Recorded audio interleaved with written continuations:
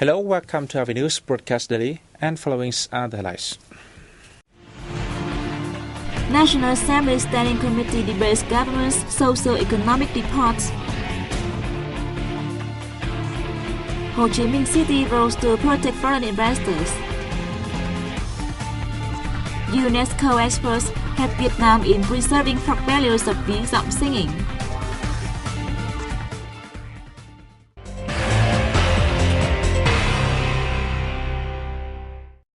The National Assembly Standing Committee commenced its 20th meeting on May 15th in Hanoi to debate the government's report on the implementation of the socio-economic and state budget planned for 2013 and the goals for 2014. National Chairman Nguyễn Sinh Hùng said, amidst the tension currently seen inside and outside the country, it is crucial to comprehensively analyze all aspects of the national socio-economic situation and review external relations. In 2013, the country fulfilled 10 out of 15 targets set by the National Assembly and closed in on 3 more. However, it fell short of targets to keep the state budget overspending rate in line with GDP and to significantly reduce poor households, according to the report. Meanwhile, the country recorded its best performance in reining in inflation over the last decade, while GDP growth was higher than the previous year at 5.42%, it said. The government also reported that the country saw a year-on-year GDP growth rate of 4.86% in the first quarter of this year.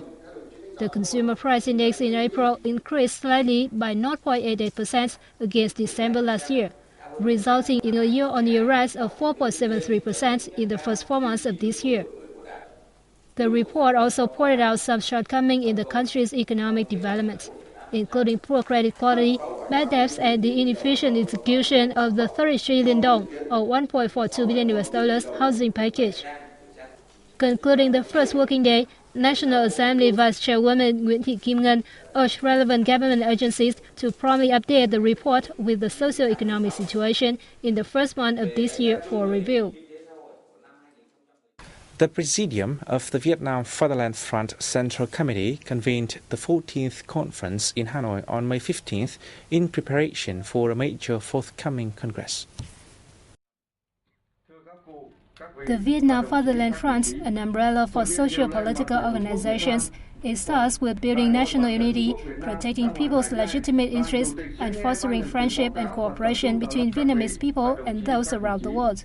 The Vietnam Fatherland Front Central Committee President Nguyễn Thiện Nhân said that during the function, the Presidium will discuss the committee's structure for its 8th tenure from 2014 to 2019 and draft amendments to Fatherland Front's regulations. Reports at the session show that 95% of Front's chapters at district level have held congresses, and 12 meetings at provincial level will be organized this May.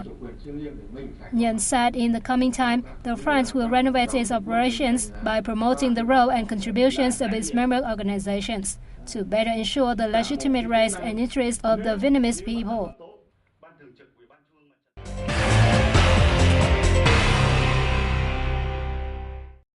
Ho Chi Minh City will do its utmost to protect the safety and property of foreign investors, the city mayor has said. Chairman of the Municipal People's Committee Lê Hoàng Quân held a May 15 working session with representatives of some foreign consulate generals based in the city regarding recent aggressions in Ho Chi Minh City and surrounding localities. Some extremists has destroyed the property of foreign enterprises after being incited during a protest against China's illegal acts in the EC. At the session, foreign consul generals expressed their worries about instability at industrial zones and export processing zones in some localities, proposing Ho Chi Minh City and surrounding localities intensify measures to ensure security for foreign invested businesses.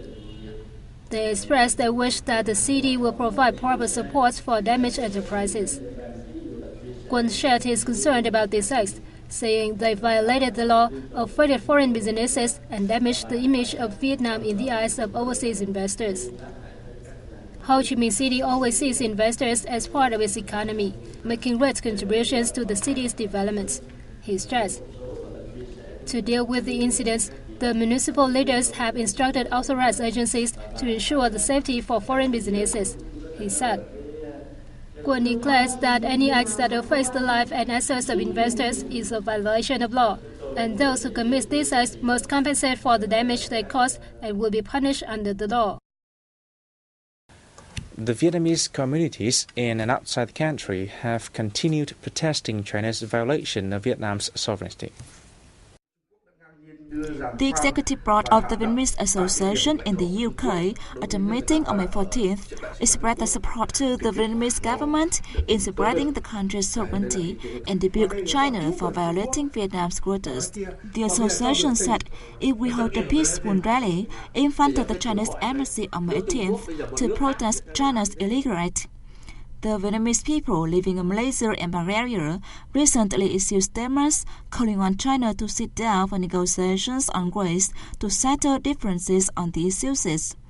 In a statement issued on May 15th, the Vietnam-ASEAN Friendship Cooperation Association warned that peace, stability, maritime security and safety, and freedom of navigation and aviation in the EC, which is the common interest of ASEAN, the region and the world, are under a serious threat. It called ASEAN members, other countries in the world, individuals and international organizations to continue voicing their protests against China's dangerous acts and demanding China to strictly observe international law, especially to respect the legal sovereignty of Vietnam.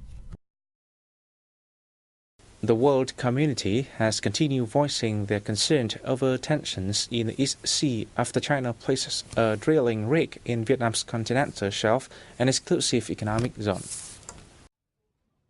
The White House said on May 14th that the intention caused by China's placement of its oil rig about 120 miles off Vietnam's coast needs to be resolved through dialogue, not intimidation.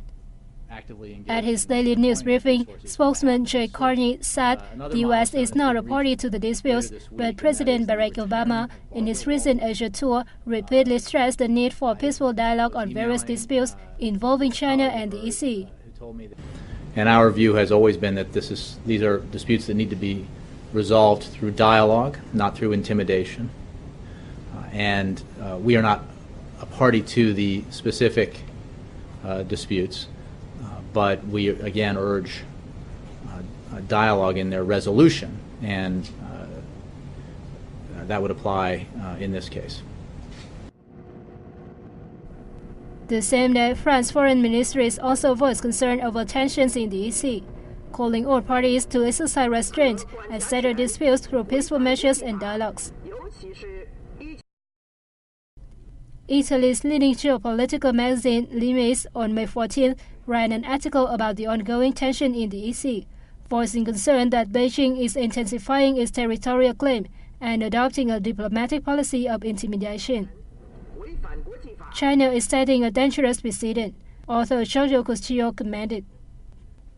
He implies that China is seeking new sources of energy to fuel its economic expansion. The EC has become a target as it is thought to have a reserve of 23 to 30 billion cubic meters of oil. The strategic sea is also important international navigation, he added. On May 2nd, China stationed a rig at 15 degrees 29 minutes 58 seconds north latitude and 111 degrees 12 minutes 6 seconds east longitude. The location is 80 nautical miles inside Vietnam's exclusive economic zone. China has deployed some 90 vessels of various kinds to the area, including military, coast guard, marine surveillance, marine patrol, and fishing ships.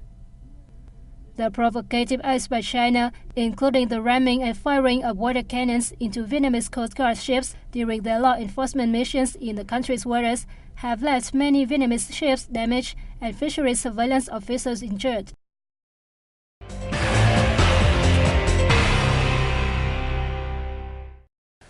Deputy Minister of Transport Nguyễn Hồng Trường is joining about 200 delegates from China and a number of ASEAN member countries to discuss issues at the expanded Tonkin Gulf Economic Cooperation Framework in Nanning, capital of South China's Guangxi Autonomous Region. Addressing the opening of the 8th Phan Phay Phu Gulf Economic Cooperation Forum, Deputy Minister Trường affirmed that Vietnam is willing to team up with China and other ASEAN member countries in deploying the cooperation framework. Regarding recent issue-related issues, Chung also emphasized the need to maintain political stability and peace in the EC on the basis of equality, mutual benefit, and respect of international law, thus facilitating ties between the framework's member nations. Participants discussed issues relating to financial reform, investment, industrial development, cross-border industrial cooperation, seaports, and the establishment of a transport network in the Gulf of Tonkin. Vietnam and Thailand target 20% annual growth in trade, hoping to increase it to $15 million by 2020, the Vietnam Chamber of Commerce and Industry has said. At the Vietnam-Thailand business meeting in Ho Chi Minh City on May 14th, Nguyễn Thế Hưng, Deputy Director of the Ho Chi Minh City chapter of the Chamber, said, last year, Thailand became Vietnam's biggest trade partners in ASEAN after trade growth rose 9% to $9.4 billion. In January this year, he said trade was worth $1.4 billion, of which Vietnam's exports, mostly mobile phones and accessories, steel and seafood, accounted for nearly $500 million. Its main imports from Thailand were machinery, oil and gas, auto parts, animal feed, and pharmaceuticals. Hưng said the two countries have great untapped potential in trade, and many promotional programs have been organized with an eye on this. As many as 350 businesses from 30 countries and territories are taking part in a major medical exhibition that opened in Hanoi on May 14th. The 21st Vietnam International Hospital, Medical and Pharmaceutical Exhibition offers a good chance for participants to introduce their products, such as medicine, health equipment, and laboratory items of 450 pavilions. It also features latest advanced technology of the global medicine, which enables businesses to increase experience sharing and expand cooperation for the development of pharmaceutical markets. Free medical checkups and campaigns, raising public awareness of HIV/AIDS prevention, as well as a meeting responding to the World Hypertension Day, also form part of the three-day event.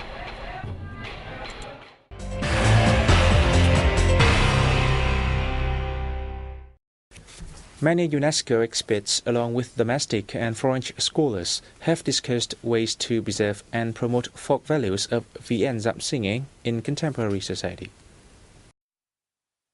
At a workshop held in the central province of Nghệ An from May 14 to 15, delegates presented more than 80 reports aimed to evaluate true values of the thousand-year-old folk music.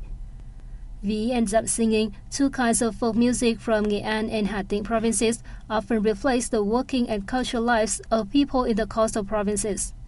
The art is the treasured cultural heritage that features vocalists singing in a call and response pattern. The workshop is part of Vietnam's efforts seeking UNESCO recognition as a World Intangible Cultural Heritage in 2014. Vietnam now has 8 examples of World Intangible Heritage listed by UNESCO, namely Hue Royal Court Music, Gung Space Culture in the Central Highlands, Quan Ho or Love Duet Singing, the Dòng Festival, Ca Chu Ceremonial Singing, Swan Singing, the Worship of the Hùng Kings, and Đơn Ca Tài Tử or Southern Folk Music. Well-known lecturers from Vietnam and France analyzed the basic principles of the former's education system at a roundtable discussion that was held in Paris on May 14th. The workshop, the first of its kind, was organized by the Association of Vietnamese Scientists and Experts. It aims to establish channels for the exchange of educationalists to work out measures which could help reform the curricula and teaching methods and improve training quality in Vietnam. In addition to highlighting the country's achievements and limitations in the field, participants also spoke in language development trends and compared the education system in Vietnam with that of European countries, including France. They also emphasized the need to fully equip students with occupational knowledge and guide them how to apply what they have known into the reality. And that is the end of our news. Thanks for watching and goodbye for now.